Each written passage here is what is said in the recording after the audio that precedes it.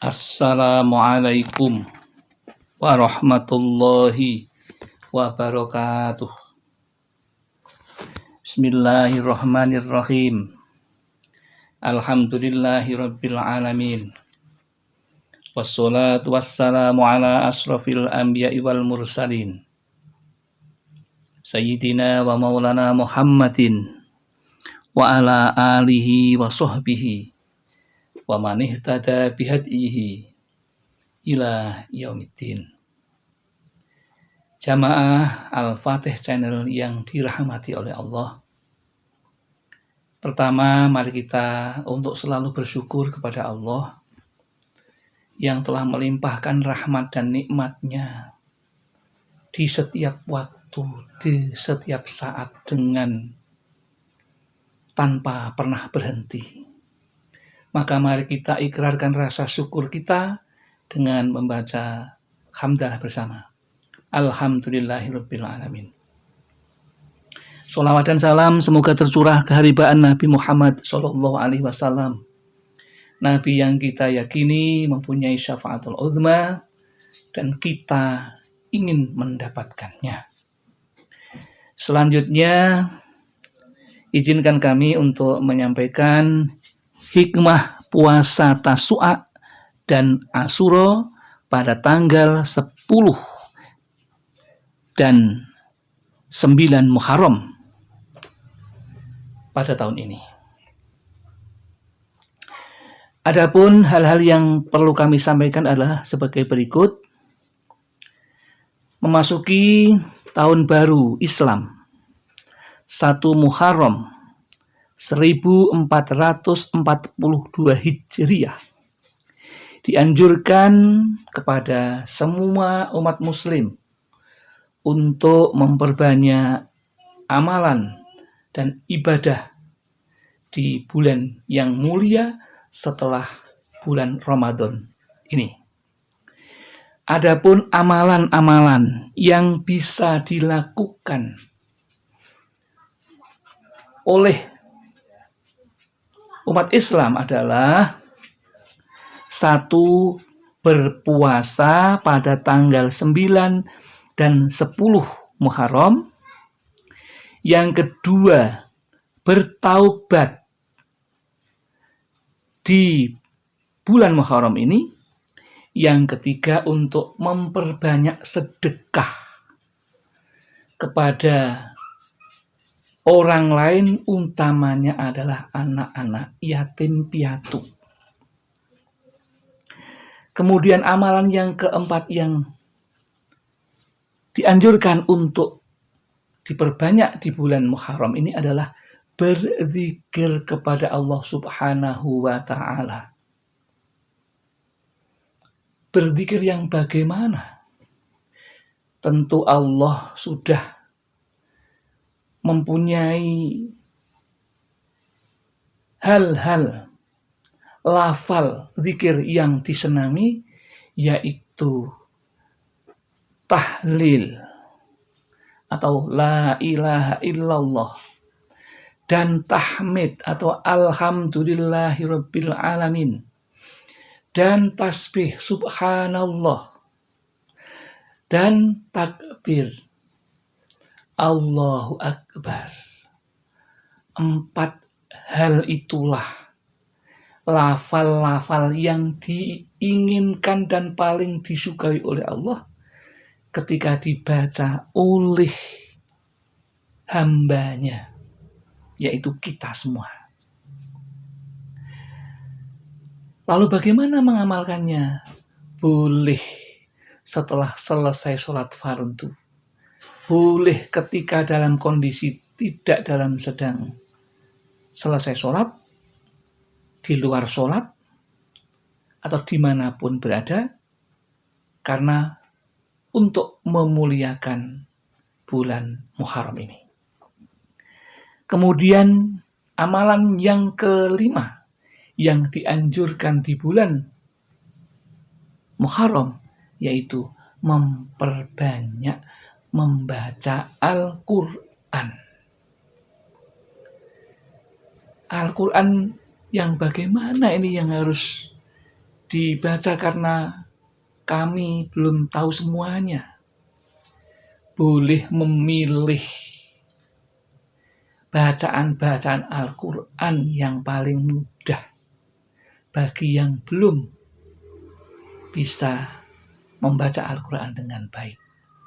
Namun bagi yang sudah khotam Al-Quran, sudah mahir Al-Quran, maka dianjurkan untuk bisa menghatamkan, membaca Al-Quran selama bulan Ramadan, selama bulan Asyura ini atau bulan Muharram ini. Kemudian kita kembali pada amaliyah yang pertama yang dianjurkan, yaitu untuk berpuasa. Karena berpuasa ini ada niatnya, maka juga perlu kami sampaikan niat-niat puasanya. Puasa Tasu'a ini nanti dilaksanakan pada tanggal 9 Muharram yang bertepatan dengan tanggal 28 Agustus 2020. Adapun niatnya yaitu nawaitu sauma tasu'a sunnatan lillahi ta'ala, yang artinya saya niat berpuasa di hari Tasu'a sunnah karena Allah Ta'ala. Itu niat pada puasa Tasu'anya tanggal 28 Agustus 2020. Sementara pada hari berikutnya, yaitu tanggal 10 Muharram, kita dianjurkan untuk puasa Asyura yang bertepatan dengan tanggal 29 Agustus 2020. Adapun niatnya yaitu nawaitu sauma fi yaumi Asyura sunnatan lillahi ta'ala. Niatnya seperti itu, adapun artinya adalah sebagai berikut. Saya niat berpuasa sunnah Asyura, sunnah karena Allah Ta'ala. Itulah niat yang berkaitan dengan puasa Tasu'a dan puasa Asyura. Agar lebih jelas akan kami ulang lagi sekali lagi niat puasa Tasu'a, yaitu nawaitu sauma Tasu'a sunnatan lillahi ta'ala. Saya niat berpuasa Tasu'a sunnah karena Allah Ta'ala. Itu artinya. Adapun niat puasa Asyura yang akan kita laksanakan pada tanggal 10 Muharram atau bertepatan dengan 29 Agustus 2020 adalah niatnya sebagai berikut. Nawaitu sauma fi yaumi Asyura sunnatan lillahi ta'ala. Artinya saya niat berpuasa sunnah Asyura, sunat karena Allah Ta'ala. Adapun hikmahnya, hikmah puasa Tasu'a antara lain satu, untuk menyelisihi orang Yahudi yang hanya berpuasa pada hari ke-10 bulan Muharram saja. Yang kedua, untuk menyambung puasa hari Asyura dengan puasa hari lainnya.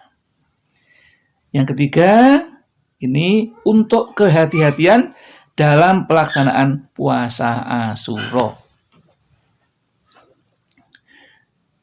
Kemudian hikmah atau manfaat dari puasa Asyura yaitu puasa 1 hari itu akan dapat menghapus dosa-dosa kita selama setahun yang lalu, namun adalah dosa-dosa kecil, bukan dosa yang besar. Karena dosa yang besar harus dengan melalui taubatan nasuha, memohon langsung kepada Allah, atau dosa yang kita lakukan kepada siapa.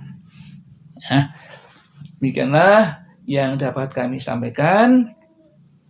Mudah-mudahan menambah kejelasan, menambah wawasan pengetahuan tentang bagaimana cara mengamalkan puasa Tasu'a dan hikmahnya puasa Tasu'a dan puasa Asyura.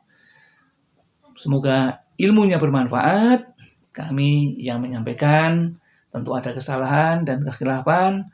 Mudah-mudahan dimaafkan oleh Allah dan diberikan jalan hidayah untuk jalan yang benar pada video-video yang akan datang. Dan kalau ada benarnya, itu semata-mata datang dari Allah, dan semuanya kami kembalikan. Billahi taufiq wal hidayah wal inayah wal barakah. Assalamualaikum warahmatullahi wabarakatuh.